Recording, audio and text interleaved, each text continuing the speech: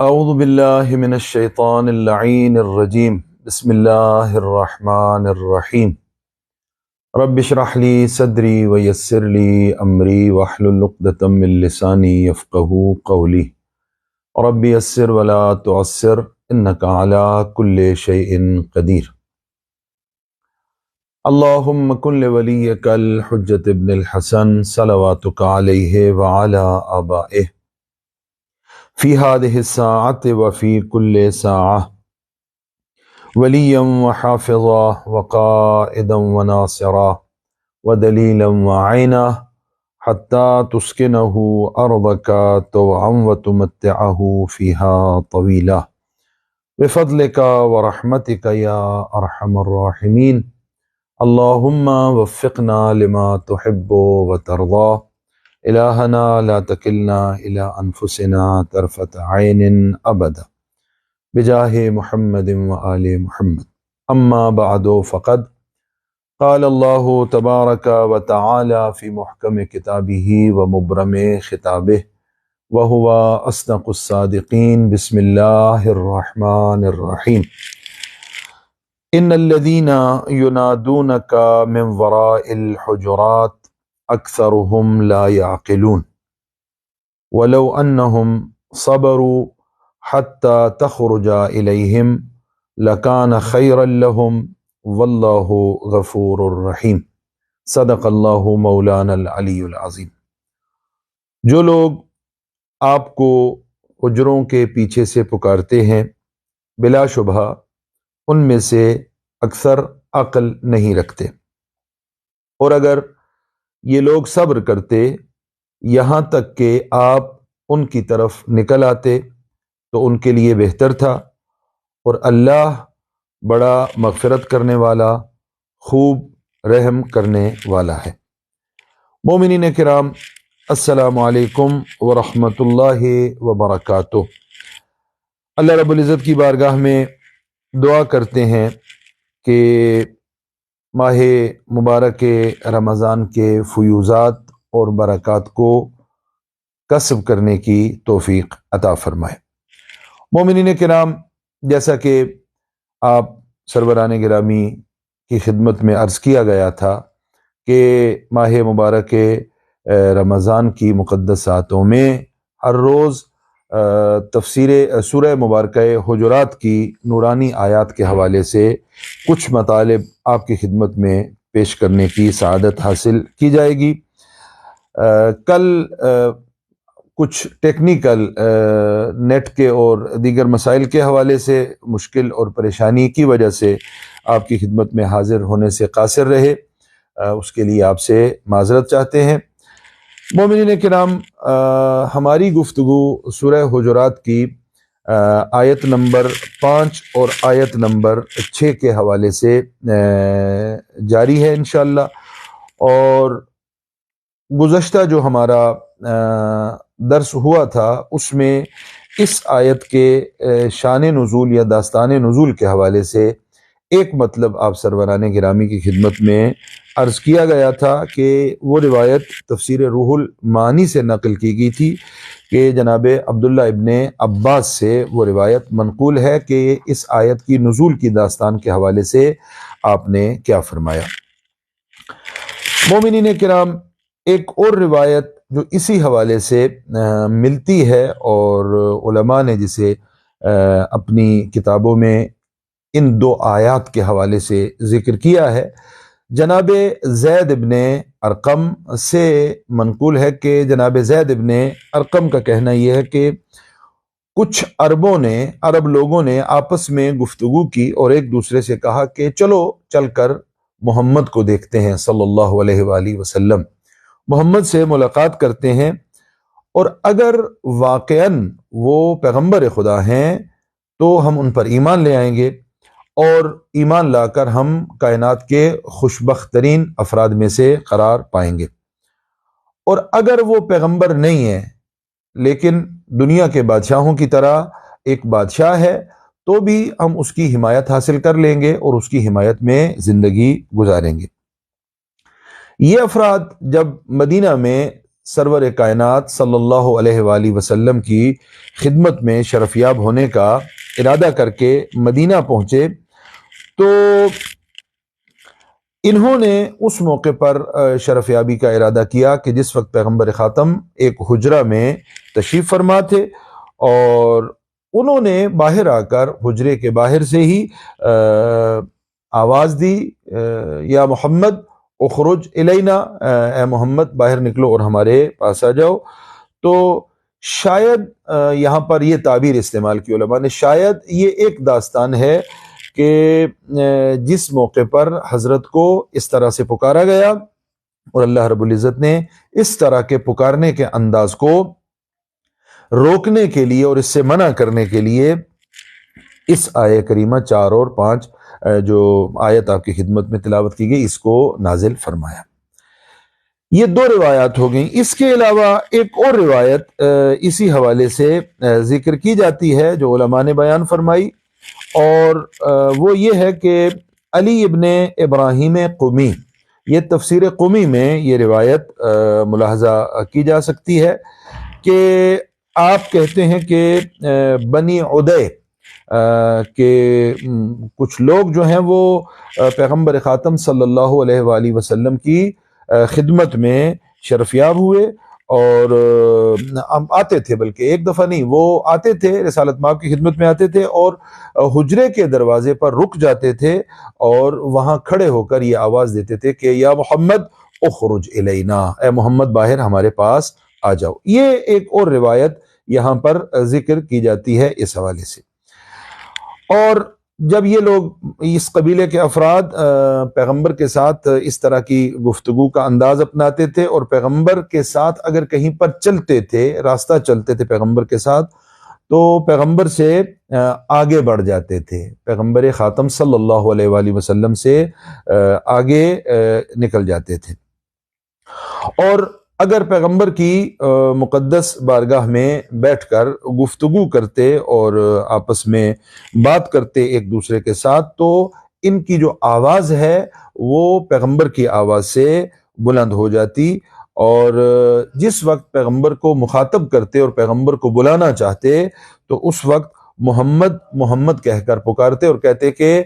محمد اس بارے میں تمہاری رائے کیا ہے، محمد اس بارے میں آپ کی رائے کیا ہے۔ تو اس موقع پر اللہ رب العزت نے یہ آیات نازل فرمائی۔ اگر یہ شان نزول مان لیا جائے اور کہا جائے کہ یہی شان نزول ہے کہ جو اس آیت کے نزول کا باعث بنا، تو پھر یہ ماننا پڑے گا کہ یہ جو ندا دینے والے تھے اور اس انداز کو اپنانے والے تھے، یہ حجرے کے باہر سے آ کر جو پکارنے والے تھے یہ مسلمان تھے، چونکہ یا رسول اللہ کہہ کر پیغمبر خاتم صلی اللہ علیہ وآلہ وسلم کو آواز دیتے تھے اور پیغمبر خاتم کو بلایا کرتے تھے۔ البتہ میں نے گزشتہ جو دروس کا سلسلہ ہوا اس میں یہ عرض کیا کہ شان نزول کے حوالے سے ان قلت بھی موجود ہوتا ہے، اس میں بحث بھی موجود ہے، اس میں درایت کی بھی ضرورت ہے کہ علماء نے کیا کہا ہے۔ اس مرحلہ گفتگو پر ہم ان ساری باتوں کی طرف ظاہر ہے نہیں جا سکتے، اور صرف یہاں پر کچھ مطالب کو عرض کرنا مقصود ہے کہ سروران گرامی ان کی طرف متوجہ ہو جائیں۔ اس کے علاوہ بنی تمیم کے بارے میں ایک روایت نقل کی جاتی ہے، تاریخ طبری میں یہ روایت موجود ہے کہ بنی تمیم کے کچھ افراد آتے تھے اور حجرہ رسالت مآب صلی اللہ علیہ وآلہ وسلم پر رک جاتے تھے اور رک کر کہتے تھے کہ اے محمد کمرے سے باہر آؤ، اور اس کے بعد جو گفتگو کا سلسلہ تھا اس کو اسی طرح۔ یہ 4 طرح کے شان نزول ایک گزشتہ جلسے میں اور درس میں ہم نے عرض کیا تھا، اور 3 یہ شان نزول جو ہیں آج آپ کی خدمت میں عرض کیے۔ یہ اس آیہ کریمہ کے حوالے سے، یہ آیت نمبر 4 اور آیت نمبر 5 کے حوالے سے علماء نے ذکر کیا۔ البتہ پھر عرض کیے دیتے ہیں کہ ان میں بحث و تمہیز کی گنجائش ہے کہ کون سا شان نزول قابل قبول ہے اور کس میں ان قلت کی گنجائش یہ ہے موجود ہے۔ جو چیز ہم یہاں پر استفادہ کر سکتے ہیں اور جو چیز ان آیات سے ہمارے سامنے آتی ہے وہ یہ ہے کہ یہ جو روش ہے اور یہ جو انداز گفتگو ہے اور پکارنے کا رسالت مآب صلی اللہ علیہ وآلہ وسلم کو انداز ہے، یہ ایک مرتبہ کا نہیں ہے، یہ استمرار رکھتا تھا اور کئی مرتبہ یہ کام ہوا اور کئی مرتبہ لوگوں نے آ کر سرور کائنات صلی اللہ علیہ وآلہ وسلم کو اس انداز میں بلایا اور اس انداز میں پکارا۔ یہ بات اس سے ان آیات سے استفادہ اس کا کیا جا سکتا ہے۔ مومنین کرام، یہ آیت جو ہے اور یہ آیات جو ہیں یہ انسان کو اور اسلامی معاشرے کو ادب کی تعلیم دے رہی ہے، ادب کی دعوت دے رہی ہیں، انسانی معاشرے کو مؤدب بنانا چاہتی ہیں۔ اور علماء جس طرح بیان فرماتے ہیں کہ انسان اور حیوان کے جو آپس میں فرق ہیں اور انسان کو جو حیوان سے ممتاز کرنے والی چیزیں ہیں اور جن چیزوں سے انسان حیوانات کی صف سے جدا ہوتا ہے اور ممتاز ہو جاتا ہے، ان میں سے ایک چیز جو ہے وہ بنیادی چیز جو ہے وہ ادب ہے، کہ انسان اشرف المخلوقات ہے، انسان مؤدب ہے اور انسان ادب رکھتا ہے، جبکہ حیوانات جو ہیں وہ ادب سے دور ہیں اور حیوانات کی زندگی میں ادب کا مشاہدہ نہیں کیا جا سکتا۔ انسان اچھے اور برے کی تمیز دے سکتے ہیں، انسان اچھے اور برے کو ایک دوسرے سے جدا کر سکتے ہیں، جبکہ حیوانات میں یہ چیز اس انداز میں جس طرح انسانوں کو اللہ نے عطا فرمائی ہے، مؤدب انسانوں کو، حیوانات میں یہ چیز قابل مشاہدہ نہیں ہے۔ جتنا بھی انسان انسانیت سے دور ہوتا جائے گا اور انسانیت کم رنگ ہوتی جائے گی، کم تر ہوتی جائے گی کسی انسان میں، اسی طرح معاشرے میں انفرادی طور پر اور اجتماعی طور پر بے ادبی اور ادب سے دوری کا تناسب جو ہے وہ بھی بڑھتا چلا جائے گا۔ اور جتنا بھی انسان انسانیت کے زیادہ قریب ہوتا چلا جائے گا اور انسانیت کے اقدار کو اپناتا چلا جائے گا، تو اس معاشرے میں ادب اور تربیت ہمیں غیر مؤدب معاشروں کی نسبت اور انسانی اقدار سے دور معاشروں کی نسبت وہاں پر ہمیں زیادہ ان چیزوں کا مشاہدہ۔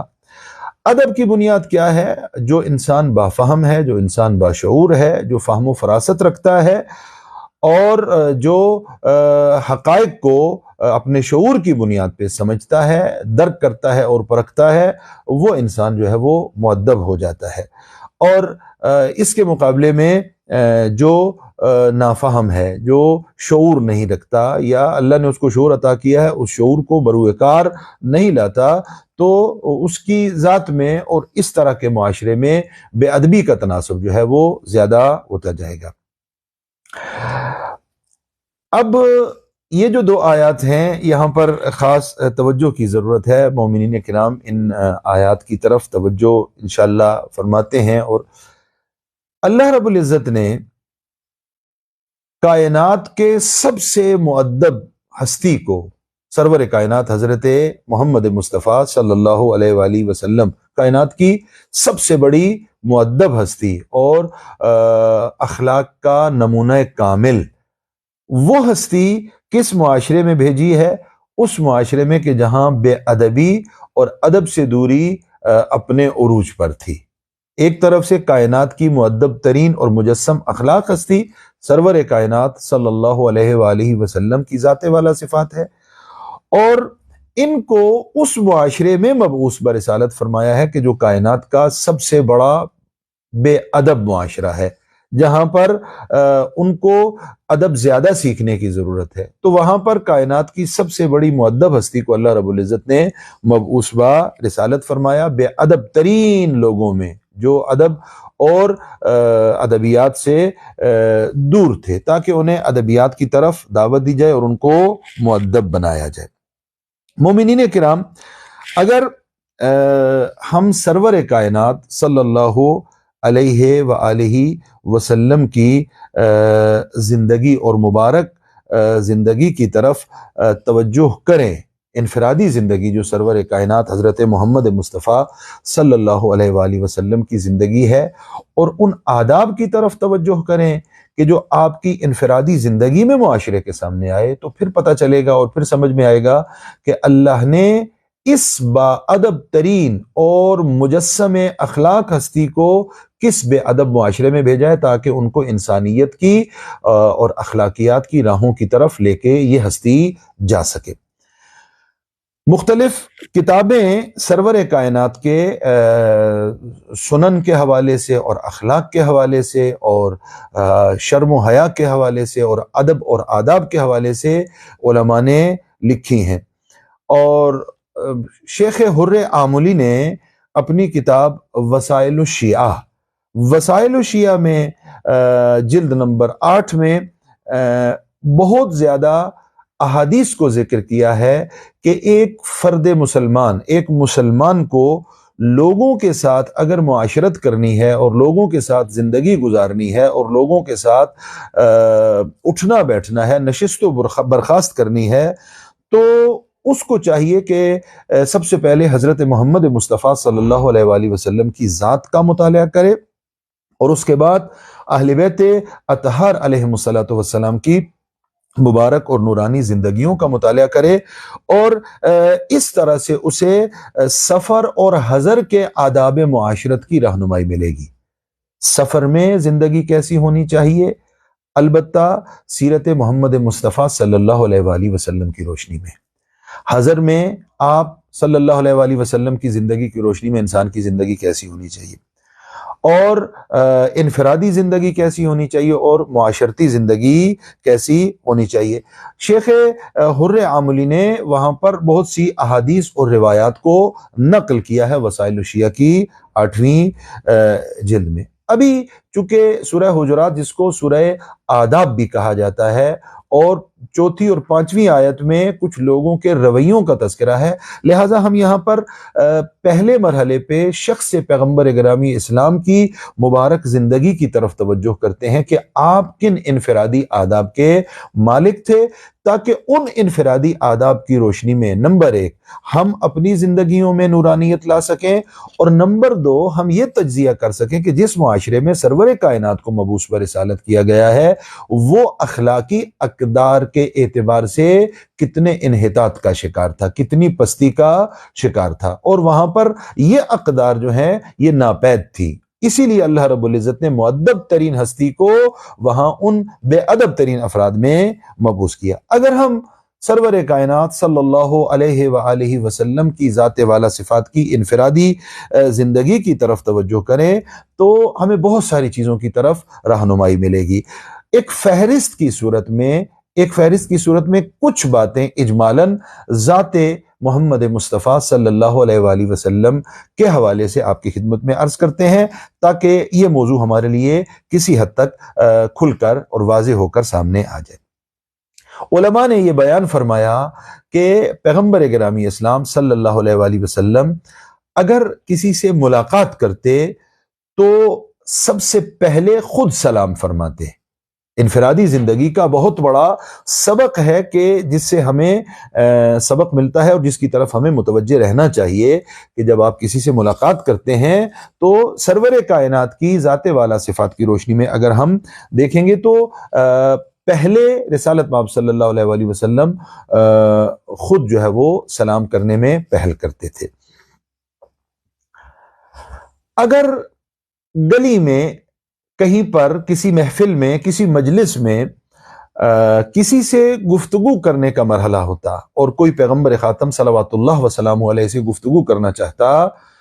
تو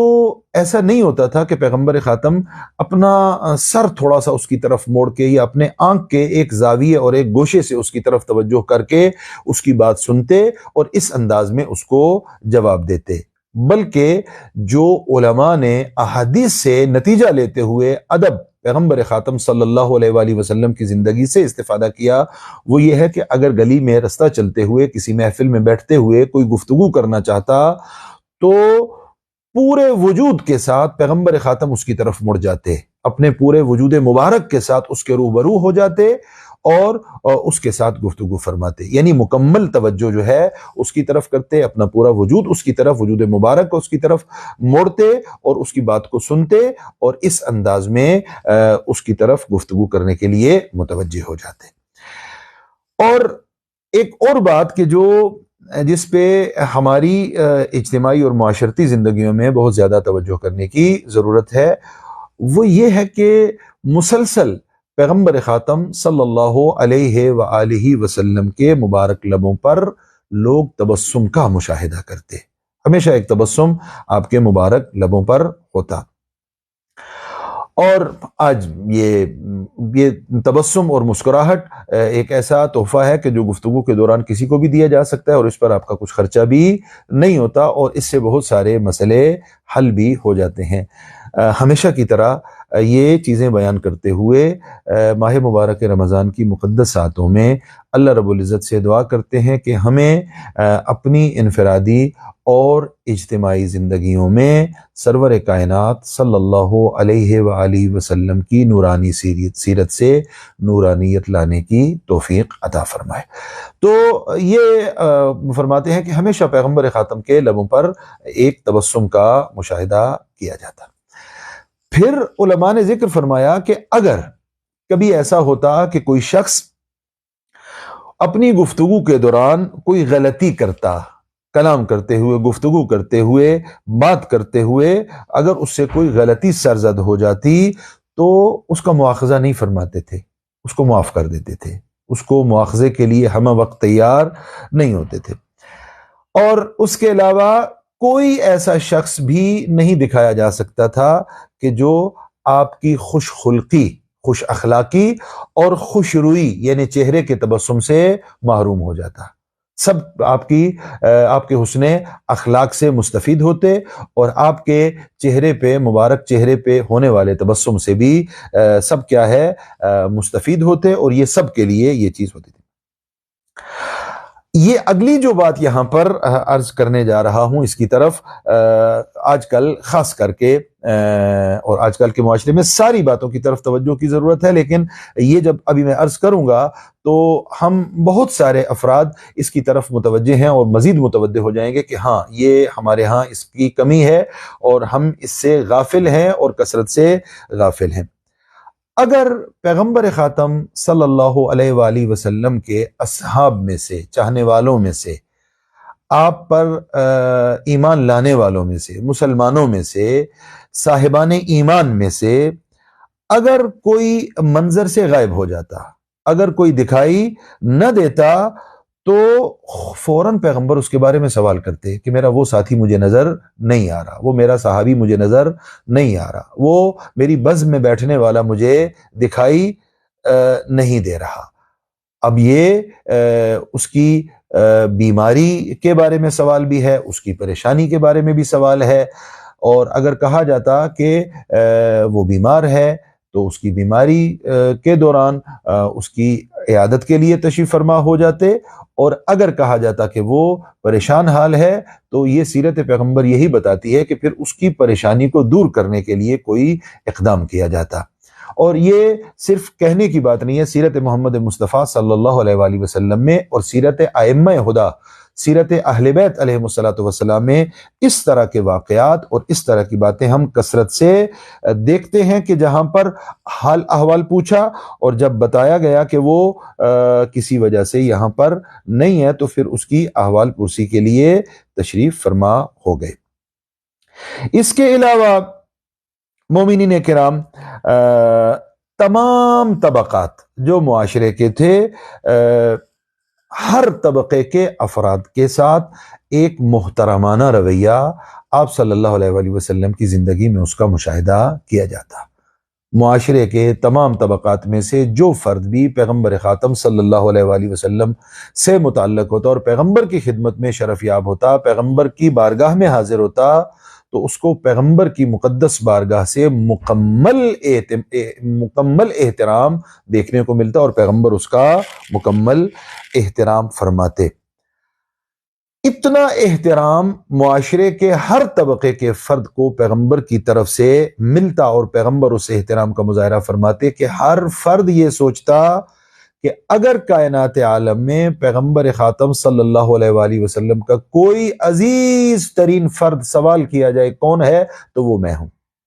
اور اس کی وجہ کیا ہوتی کہ پیغمبر خاتم صلوات اللہ وسلامہ علیہ اتنا احترام اس شخص کو دیتے کہ اس احترام کے نتیجے میں وہ خود کو پیغمبر کا، حضرت محمد مصطفیٰ صلی اللہ علیہ وآلہ وسلم کا عزیز ترین فرد شمار کرتا۔ مومنین کرام، اگلی چیز جو یہاں پر علماء نے سیرت مصطفی صلی اللہ علیہ وآلہ وسلم سے اخذ کی ہے اور اس کو انفرادی اور معاشرتی زندگی میں لیے بہترین رہنما کے طور پہ ذکر فرمایا ہے، وہ یہ ہے کہ اگر کسی محفل میں تشریف فرما ہوتے تو محفل میں حاضر ہونے کے لیے پیغمبر اپنے لیے کوئی جگہ خاص اور مخصوص قرار نہیں دیتے تھے۔ یہ آج کل کے معاشرے کا المیہ ہے کہ اپنے لیے خاص جگہ کا تقاضا کیا جاتا ہے، خاص مجلس میں، خاص محفل میں، اور عمومی محفل میں، جو بھی محفل ہے، میری جگہ اور جہاں پر میں نے بیٹھنا ہے، میری کرسی اور میری مسند وہاں پر لگائی جائے، اور اس مسند کے آداب بھی اس طرح کے ہوں، خود سے ان کو معین فرمایا جاتا ہے۔ پیغمبر خاتم صلی اللہ علیہ وآلہ وسلم کی نورانی سیرت میں اور مبارک زندگی میں یہ ملتا ہے کہ کسی محفل میں اپنے لیے کوئی خاص جگہ مشخص اور معین نہیں فرماتے تھے، بلکہ جہاں بھی خالی جگہ ملتی وہیں پر تشریف فرما ہو جاتے، جہاں مناسب جگہ خالی ہوتی وہیں پر آپ تشریف فرما ہو جاتے۔ اس کے علاوہ جو آداب سیرت مصطفی صلی اللہ علیہ وآلہ وسلم میں دیکھنے کو، پڑھنے کو ملتے ہیں اور علماء نے جن کو بیان فرمایا، وہ یہ ہے کہ جو بھی نیاز مند، جو بھی ضرورت مند، جو بھی حاجت مند سرور کائنات صلی اللہ علیہ وآلہ وسلم کی مقدس بارگاہ میں اپنی حاجات کو لے کے حاضر ہوتا تو اپنی حاجات کو لے کر آنے والے کی حاجات کو پورا فرماتے، جہاں تک ممکن ہوتا اس کی حاجات کو پورا کیا جاتا، اور اگر ابھی وقتی طور پر اس کی حاجات کو برآوردہ کرنا اور اس کی ضروریات کو پورا کرنا وقتی طور پر وہ امکان نہ رکھتا ہوتا تو خندروئی کے ساتھ اور انتہائی پیارے اور بہترین انداز میں اس کو متوجہ کرایا جاتا اور اس کو راضی کیا جاتا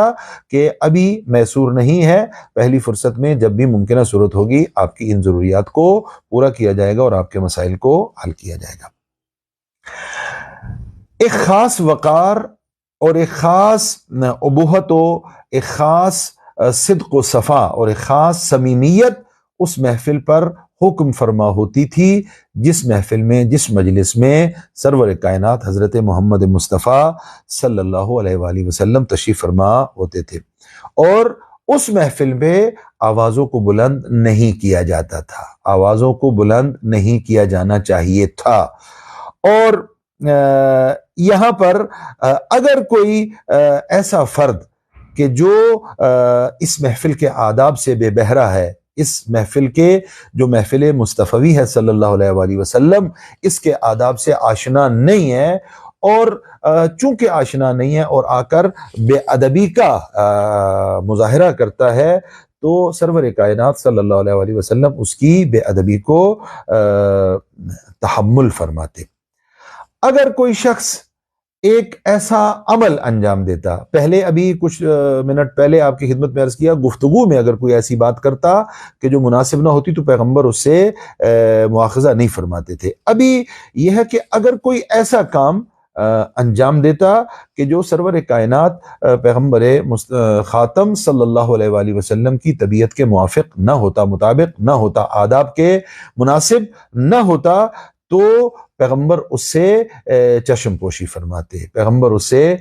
چشم پوشی فرما لیتے تھے۔ اور یہ پیغمبر خاتم صلی اللہ علیہ وآلہ وسلم کی ذات والا صفات سے نقل ہونے والے آداب میں سے ایک ادب ہے کہ بزرگوں کا احترام فرمایا کرتے تھے۔ سرور کائنات صلی اللہ علیہ وآلہ وسلم بزرگوں کا احترام کرتے تھے اور بچوں پر اور چھوٹوں پر شفقت کا مظاہرہ فرمایا کرتے تھے۔ اور یہ بھی ذکر کیا علماء نے آداب حیات مصطفی صلی اللہ علیہ وآلہ وسلم میں کہ کم گفتگو فرماتے تھے، کم گفتگو فرماتے تھے، اور کسی کی گفتگو کو قطع نہیں کرتے تھے، بات کاٹتے نہیں تھے، کسی کی بات کو کاٹتے نہیں تھے، اس کی بات کو مکمل ہونے دیتے، اور اس کی بات کے مکمل ہونے کے بعد کیا ہے جی اپنی بات کو ارشاد فرماتے ہیں۔ کسی کی سرزنش نہیں کرتے تھے، اور اگر کوئی کام کوئی بات ایسی کہ جو مفید فائدہ نہ ہو تو اس سے سیرت پیغمبر یہی ہے، ادب پیغمبر یہی ہے، اور سیرت کا پیغام یہی ہے کہ اس سے پرہیز فرمایا جائے، پرہیز کیا جائے، اور اس سے دوری اختیار کی جائے۔ اور یہ بہترین ادب بھی ذات محمد مصطفیٰ صلی اللہ علیہ وآلہ وسلم سے نقل ہوا کہ جو آپ سے گفتگو کرتا ہے اس کی گفتگو کو غور سے سنا کرتے ہیں، اس کی گفتگو کی طرف توجہ فرماتے تھے اور اس کی گفتگو کو غور سے سنا کرتے تھے۔ مومنین کرام، ناظرین محترم، جو صفات حمیدہ اور جو ملکات سرور کائنات حضرت محمد مصطفیٰ صلی اللہ علیہ وآلہ وسلم کی زندگی سے اور سیرت سے ہمارے لیے نقل کیے گئے ہیں وہ بہت زیادہ ہیں، اور سنن النبی کے تحت صلی اللہ علیہ وآلہ وسلم کتابیں بھی تحریر کی گئی ہیں۔ یہاں پر صرف کچھ چیزوں کو آپ سروران گرامی کی خدمت میں نقل کرنا مقصود تھا کہ جن کو آپ کی خدمت میں عرض کیا گیا۔ یہاں ایک نقطہ جوانوں اور نوجوانوں کے لیے عرض کروں گا کہ معاشرے کے مختلف طبقات میں تربیت کے اعتبار سے اور اصول ادبی اور اصول اخلاقی کی ان کو نافذ کرنے کے حوالے سے ہم عام طور پہ یہ سمجھتے ہیں کہ دین مبین اسلام نے کچھ بھی بیان نہیں کیا۔ یہ بالکل غلط سوچ ہے اور غلط طرز تفکر ہے۔ اس کی بازگشت ہمارے مطالعہ نہ کرنے کی طرف ہے، تاریخ کا مطالعہ نہیں ہے، سیرت محمد مصطفیٰ صلی اللہ علیہ وآلہ وسلم اور سیرت ائمہ اہل بیت علیہ الصلوۃ والسلام کا چونکہ مطالعہ نہیں ہے، لہذا ہم سمجھتے ہیں کہ آداب معاشرت اسلام میں بیان نہیں کیے گئے۔ آپ اگر محمد وآل محمد علیہ الصلوۃ والسلام کی سیرت کی طرف رجوع کریں تو وہ کتابیں کہ جو آداب معاشرت کے حوالے سے تحریر کی گئی ہیں تو آپ متوجہ ہو جائیں گے کہ اس وقت دنیا بھر میں معاشرتی اقدار کے طور پر اور اخلاقیات کے اصول اور ضوابط کے طور پر پوری دنیا میں جو بھی بولا جا رہا ہے، جو بھی لکھا جا رہا ہے، جو بھی بیان کیا جا رہا ہے، اس کی بازگشت کسی نہ کسی انداز میں یا تو تعلیمات قرآن کریم کی طرف ہے یا سیرت محمد مصطفیٰ اور اہل بیت محمد مصطفیٰ صلی اللہ علیہ وآلہ وسلم و علیہم الصلاۃ والسلام کی طرف ہے۔ اور یہ ساری چیزیں تعلیمات قرآن میں اور سیرت محمد و آل محمد علیہ الصلوۃ والسلام میں ہمیں مشکل کہاں پر ہے؟ مشکل یہ ہے کہ ہم مطالعہ نہیں کرتے، ہم آداب کا اور تاریخ کا اور سیرت محمد و آل محمد کا مطالعہ نہیں کرتے، لہٰذا اگر کوئی بات ہمارے سامنے بیان کی جاتی ہے تو ہم فوراً اس کی طرف کھنچتے چلے جاتے ہیں کہ ہاں یہ وہ بہترین معاشرتی اور انفرادی زندگی کے آداب ہیں، اور یہ وہ معاشرہ ہے کہ جس معاشرے میں ایک آئیڈیل معاشرے کا تصور جو ہے وہ ہمیں نظر آ رہا ہے۔ یہ اگر ہم اپنے قرآنی تعلیمات کی طرف اور سیرت محمد و آل محمد علیہ الصلوۃ والسلام کی طرف پلٹیں گے تو پھر ہم متوجہ ہو جائیں گے کہ یہ ساری تعلیمات اور یہ ساری باتیں سیرت محمد مصطفیٰ اور تعلیمات قرآن میں ہمیں نظر آ جائیں گی۔ مومنین کرام، اب ہماری بات چونکہ چلی تھی یہاں سے کہ ان چوتھی اور پانچویں آیات میں جو مطالب ذکر کیے گئے ہیں اور جو باتیں بیان کی گئی ہیں وہ ان لوگوں کی روش اور ان لوگوں کی سیرت کی طرف ہماری رہنمائی کرتی ہیں کہ جو سرور کائنات کی بارگاہ میں آتے رہتے تھے اور ان آداب کا خیال نہیں کرتے تھے کہ حضور بزم رسالت مآب صلی اللہ علیہ وآلہ وسلم میں جن آداب کا خیال رکھنا چاہیے تھا۔ عرض ہوا کہ اللہ تعالیٰ نے مؤدب ترین ہستی کو بے ادب ترین افراد میں مبعوث با رسالت فرمایا تاکہ انہیں ادب کا درس دے، تاکہ انہیں انسانیت کی طرف بلائے اور تاکہ انہیں انسانیت کے اقدار کو جو ہے وہ ان کے سامنے بیان کرے۔ قرآن کریم پیغمبر گرامی اسلام صلی اللہ علیہ وآلہ وسلم کو کس انداز میں معرفی کرتا ہے، اور پیغمبر نے عربوں کو کس انداز میں انسانیت کے درس کی طرف اور ادب اور آداب کی طرف پکارا، اس کے لیے ہمارے محترم ناظرین سورہ بقرہ کی آیت نمبر 189 189 نمبر آیت جو ہے وہ اس کی طرف توجہ فرمائیں کہ یہ 4 شان نزول اگر آپ کے ذہن میں ہیں جو عرض کیے گئے، اور پھر اس آیت کی طرف توجہ کریں تو اس آیت کا بہتر انداز میں مفہوم آپ کی طرف منتقل ہوگا۔ لیس البر بأن تأتوا البیوت من ظہورها ولكن البر من اتقى وأتوا البیوت من ابوابها۔ پشت خانہ سے داخل ہونا کوئی نیکی نہیں ہے، گھر کی پشت سے گھر کے اندر داخل ہونا کوئی نیکی نہیں ہے، بلکہ نیکی تو یہ ہے کہ انسان تقوی اختیار کرے اور تم اپنے گھروں میں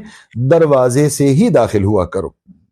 تم اپنے گھروں میں دروازے سے ہی داخل ہوا کرو۔ اس سے یہ جو سورہ بقرہ کی آیت تلاوت کی گئی، اس سے یہ پتہ چلتا ہے کہ وہ جو زمانہ تھا جس میں پیغمبر خاتم صلی اللہ علیہ وآلہ وسلم کو مبعوث برسالت کیا گیا، وہ دروازے سے گھر میں داخل نہیں ہوتے تھے، بلکہ یہ بھی ہوتا تھا کہ وہ دیوار پھاند کر اور دیوار پھلانگ کر پشت کی طرف سے گھر میں داخل ہوا کرتے تھے، جس کی طرف یہ آیت کریمہ ہماری رہنمائی فرما رہی ہے۔ سورہ نور میں اللہ رب العزت ارشاد فرما رہا ہے، آیت نمبر 27 کی طرف توجہ فرمائیں، لا تدخلوا بیوتا غیر بیوتکم حتی تستانسوا وتسلموا علی اہلہا۔ اے ایمان والو، اپنے گھروں کے علاوہ دوسروں کے گھروں میں داخل نہ ہونا جب تک اجازت نہ ملے، اور گھر والوں پہ سلام نہ کر لو۔ اجازت ملنے سے پہلے اور گھر والوں پر سلام کرنے سے پہلے گھروں میں داخل ہونے کی اجازت نہیں ہے۔ اور پھر اسی سورہ کی 28 نمبر سورہ نور کی 28 نمبر آیت میں ارشاد ہے، فَإِن لَمْ تَجِدُوا فِيهَا أَحَدًا فَلَا تَدْخُلُوهَا حَتَّى يُؤْذَنَ لَكُمْ وَإِن قِيلَ ارْجِعُوا فَارْجِعُوا هُوَ أَزْكَىٰ لَكُمْ۔ سبحان اللہ۔ اور اگر تم اس گھر میں کسی کو موجود نہ پاؤ تو بغیر اجازت کے اس میں داخل نہ ہونا، اور اگر تم سے لوٹ جانے کے لیے کہا جائے تو لوٹ جاؤ، اسی میں تمہاری پاکیزگی ہے۔ مومنین کرام، یہ جو 2 آیات کریمہ ہیں یا اس کے علاوہ دیگر آیات کریمہ، ان 2 آیات سے اور دوسری آیات سے کم از کم ایک مطلب بڑے واضح انداز میں ہمارے سامنے آ جاتا ہے، اور یہ آیات کریمہ اس کی طرف ہماری رہنمائی فرما رہی ہیں کہ اس زمانے کے عرب انتہائی بے ادب تھے اور انتہائی بے تربیت تھے، ادب سے بھی دور تھے اور تربیت سے بھی دور تھے۔ یہ 2 باتیں ان آیات سے بڑے واضح طور پر ہمارے سامنے آ رہی ہیں۔ کیوں ہم یہ کہہ رہے ہیں کہ وہ بے تربیت بھی تھے اور بے ادب بھی تھے؟ چونکہ ان سے یہ نتیجہ لیا جا رہا ہے کہ اگر کسی سے تعارف ہے یا نہیں ہے، جان پہچان ہے یا نہیں ہے، صاحب خانہ سے کوئی میل ملاقات پہلے ہے، آشنائی ہے یا نہیں ہے، اجازت ہے یا اجازت نہیں ہے، اجازت کے بغیر بھی اس کے گھر میں داخل ہو جاتے تھے۔ ان آیات کا واضح پیغام اور واضح مفہوم یہی ہے، بس جو بھی کسی کے گھر میں بے اجازت اور اجازت لیے بغیر داخل ہو جائے، وہ سب کچھ ہو سکتا ہے، با ادب اور با تربیت نہیں ہو سکتا۔ بے تربیت ترین انسان، فرہنگ سے دور ترین انسان وہی ہے جو کسی کے گھر میں جاتا ہے اور اجازت لیے بغیر اس میں داخل ہو جاتا ہے۔ بس وہ لوگ جو تھے وہ تربیت سے دور تھے، آداب سے دور تھے، اجازت نہیں لیتے تھے، آشنائی تھی تو بھی، آشنائی نہیں تھی تو بھی گھر میں داخل ہوتے تھے۔ اور یہ نتیجہ بھی ان آیات سے لیا جا رہا ہے کہ اگر صاحب خانہ اور گھر کا مالک یہ کہہ دیتا کہ واپس پلٹ جاؤ اور گھر سے باہر چلے جاؤ، اجازت کے بغیر مت داخل ہو اور واپس چلے جاؤ، تو بے شرمی کی حد کر دیتے تھے کہ واپس بھی نہیں پلٹتے تھے۔ یہ تربیت سے دوری اور ادب و آداب سے دوری، آداب معاشرت سے آشنا نہ ہونے کی اس سے بڑی مثال کوئی نہیں ہو سکتی کہ صاحب خانہ گھر کا مالک جو ہے وہ کہہ رہا ہے کہ واپس چلے جاؤ اور یہ واپس جانے کو بھی تیار نہیں ہے۔ جی ہاں، اگر ہم آیات قرآنی کی طرف توجہ کریں اور آیات قرآنی کا مطالعہ کریں اور پھر علماء کے بیانات جو تفسیر کے باب میں لکھے گئے ہیں، تو یہ نتیجہ ہمارے سامنے آتا ہے کہ قرآن کریم نے مختلف انداز اپنائے ہیں اور مختلف انداز اپنا کر مسلمانوں کو ادب کا درس دیا ہے، مسلمانوں کو حسن خلق اور اخلاقیات کی طرف بلایا ہے، اور بہت سارے قوانین اور بہت سارے آداب جو ہے وہ قرآنی تعلیمات سے ہمارے سامنے اس حوالے سے آ جاتے ہیں۔ مومنین کرام، اگر ہم رسالت مآب صلی اللہ علیہ وآلہ وسلم کی زندگی کے حوالے سے گفتگو کریں کہ یہ بے ادب معاشرہ تھا، اور ادب اور تواضع کا، ادب اور انکساری کا جو سب سے بڑا آئیڈیل پیش کیا جا سکتا ہے تو وہ ذات والا صفات تھی حضرت محمد مصطفیٰ خاتم الانبیاء صلی اللہ علیہ وآلہ وسلم کی، کہ آپ کے وجود نازنین میں کوئی تکبر کبھی کسی لمحے کے لیے بھی کسی نے مشاہدہ نہیں کیا تھا۔ حضرت سے کوئی ڈرتا نہیں تھا، یعنی وہ ڈر کہ جو انسان کے بے ادب ہونے کی وجہ سے لوگوں کے دلوں میں ہے۔ انسان بے ادب ہے اور وہ اس کے بے ادب ہونے سے اپنے آپ کو بچانے کے لیے اگر سر کو جھکا رہا ہے یا اس کا بے ادبی کی وجہ سے احترام کر رہا ہے، تو یہ انسان سوچتا ہے کہ میرا بڑا احترام کیا جا رہا ہے۔ نہیں حضور، یہ آپ کا احترام نہیں کیا جا رہا، یہ آپ کی بے ادبی سے ڈرا جا رہا ہے۔ آپ اتنے بے ادب ہیں کہ کہیں پر کسی کو کسی وقت کسی بھی انداز میں کچھ بھی ارشاد فرما دیتے ہیں، لوگ آپ کا احترام نہیں کر رہے، لوگ آپ کی بے ادبی سے ڈر رہے ہیں۔ لیکن سرور کائنات صلی اللہ علیہ وآلہ وسلم کی ذات والا صفات ایسی نہیں تھی، وہ اخلاق کامل کا نمونہ تھا، اور اتنے با ادب تھے اور اتنے منکسر المزاج تھے کہ کوئی ان کے احترام اور محبت اور شفقت کی وجہ سے ان سے خوف محسوس نہیں کرتا تھا۔ اتنے کریم النفس تھے حضرت محمد مصطفیٰ صلی اللہ علیہ وآلہ، عفو درگزر کرنے والے، بخشش کرنے والے، اور احترام سے پیش آنے والے، عاجزی اور انکسار کا مظاہرہ کرنے والے حضرت محمد مصطفیٰ صلی اللہ علیہ وآلہ وسلم تھے، اس لیے کوئی اپنے دل میں ان سے کوئی خوف محسوس نہیں کرتا تھا۔ قرآن کریم سورہ نور میں ارشاد فرماتا ہے آیت نمبر 63 میں کہ لا تجعلوا دعاء الرسول بینکم کدعاء بعضکم بعضا، لا تجعلوا دعاء الرسول بینکم کدعاء بعضکم بعضا، جس طرح ایک دوسرے کو بلاتے ہو، جس طرح ایک دوسرے کو پکارتے ہو، اس طرح رسالت مآب صلی اللہ علیہ وآلہ وسلم کو مت مخاطب کیا کرو، اس طرح پکارنا مناسب نہیں ہے۔ آیہ کریمہ یہ بتا رہی ہے، یہ والی آیہ کریمہ، کہ جس طرح وہ آپس میں گفتگو کرتے تھے، پیغمبر کو گفتگو کے مرحلے پر آپس کی گفتگو اور پیغمبر کے ساتھ گفتگو میں کوئی فرق قائل نہیں تھے۔ جس طرح آپس میں گفتگو کر رہے ہیں اسی طرح محمد مصطفیٰ صلی اللہ علیہ وآلہ وسلم سے بھی گفتگو کرتے تھے۔ تو اس وجہ سے سورہ نور میں اللہ رب العزت نے ارشاد فرمایا کہ جس طرح ایک دوسرے کو پکارتے ہو، میرے حبیب محمد مصطفیٰ کو اس طرح سے مت پکارا کرو۔ یہ لوگ پیغمبر کے تواضع کو، انکساری کو مشاہدہ کرتے تھے، حسن اخلاق کا مشاہدہ کرتے تھے، اور پیغمبر اپنے حسن اخلاق کی وجہ سے، اپنی انکساری کی وجہ سے اپنے آپ کو باقی افراد کی طرح ایک فرد قرار دیتے تھے اور شمار کرتے تھے،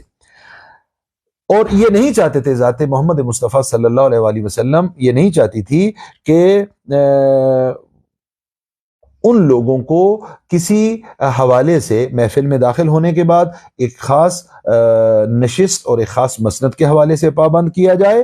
لیکن ان کا اس کے مقابلے میں فرض تھا کہ وہ پیغمبر کا احترام کریں، لیکن وہ پیغمبر کا احترام نہیں کرتے تھے، اور گفتگو کرتے ہوئے اور بلاتے ہوئے بالکل اسی طرح بلاتے تھے جس طرح ایک دوسرے کو بلاتے ہیں۔ وَلَوْ أَنَّهُمْ صَبَرُوا حَتَّى تَخْرُجَ إِلَيْهِمْ، اور اگر یہ لوگ صبر کرتے یہاں تک کہ آپ ان کی طرف نکل آتے اور آپ ان کے سامنے آ جاتے تو یہ ان کے لیے بہت بہتر تھا اور یہ بہت اچھا تھا، لیکن یہ جو ہے وہ صبر نہیں کرتے تھے۔ حتی تخرج الیہم، یہاں سے دو باتوں کا استفادہ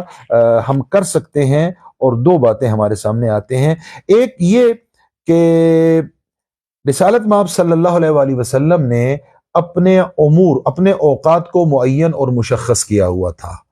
ٹائم آپ نے اپنے اوقات کار مشخص اور معین فرمائے ہوئے تھے، اور یہ بات اس آیت سے ہمیں سمجھ میں آتی ہے۔ اور اس کے علاوہ پیغمبر خاتم صلی اللہ علیہ وآلہ وسلم سے ملاقات بھی زیادہ تھی، اور لوگ سوال کے لیے بھی آتے تھے، اور بعض اوقات کوئی لوگ یہ چاہتے تھے کہ روٹین سے ہٹ کے پیغمبر کی خدمت میں حاضر ہوں اور پیغمبر سے سوال کیا جائے، لیکن آیت کہہ رہی ہے وَلَوْ أَنَّهُمْ صَبَرُوا حَتَّى تَخْرُجَ إِلَيْهِمْ، بہتر یہ ہے کہ انتظار کریں تاکہ آپ خود ان کے پاس آ جائیں۔ اور آخر میں اللہ رب العزت ارشاد فرما رہا ہے وَاللَّهُ غَفُورٌ الرحیم، اللہ بڑا مغفرت کرنے والا اور رحم کرنے والا ہے۔ مومنین کرام، ناظرین محترم، یہ جو دو آیات آپ کی خدمت میں تلاوت کرنے کا شرف حاصل کیا گیا، اور اس سے پہلے تین آیات جو آپ کی خدمت میں عرض کی گئیں، ایک ایک کر کے سب آیات میں گفتگو کی۔ پہلی آیت، دوسری اور پھر تیسری آیت کو دوسری آیت کے لیے مکمل کے طور پہ ذکر کیا گیا، اور چوتھی اور پانچویں آیت جو آج آپ کی خدمت میں جن کو تلاوت کرنے کا شرف حاصل ہوا، ان 5 آیات میں 8 کے قریب دستورات، مجموعی طور پر کم و بیش 8 کے قریب دستورات جو ہیں وہ ان کو اللہ رب العزت نے آداب کے اعتبار سے بیان فرمایا ہے کہ یہ دستورات اگر ہماری زندگیوں میں شامل ہو جائیں تو دنیا و آخرت کی سعادت اور نجات ان میں بیان کی گئی ہے، اور ایسے دستورات کہ جن میں سعادت کے راستے بھی بیان کیے گئے ہیں، اور ان پر عمل نہ کرنے کی صورت میں شقاوت اور بدبختی کی طرف بھی رہنمائی کی گئی ہے۔ 3 آیات جو ان آیات میں سے بیان کی گئی، پہلی 5 آیات سورہ حجرات میں پہلی 3 آیات جو بیان کی گئیں، ان میں یہ بتایا گیا کہ اگر ان چیزوں کا خیال نہیں کرو گے تو شقاوت اور بدبختی تمہارا مقدر بن جائے گی، جبکہ 2 آیات کریمہ میں بشریت کو سعادت کی راہوں کی طرف رہنمائی کی گئی کہ اگر ان راہوں پر چلو گے تو سعادت تمہارا مقدر بن جائے گی اور تم خوشبخت اور باسعادت افراد میں سے ہو جاؤ گے۔ اللہ رب العزت کی بارگاہ میں دعا کرتے ہیں کہ دامن قرآن اور دامن اہل بیت علیہ الصلوۃ والسلام سے متمسک رہنے کی توفیق عطا فرمائے، تعلیمات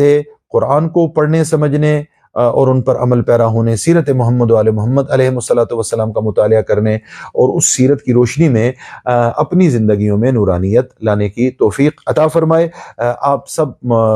روزہ داروں سے، مومنین سے، ناظرین سے دعا کرتے ہیں کہ ماہ مبارک رمضان کی مقدساتوں میں اپنی دعائے خیر میں ہمیں بھی یاد رکھیں۔ اللہ کی توفیقات ہمارے شامل حال نہیں تو کل انشاءاللہ ایک اور درس کے ساتھ آپ کی خدمت میں حاضر ہوں گے۔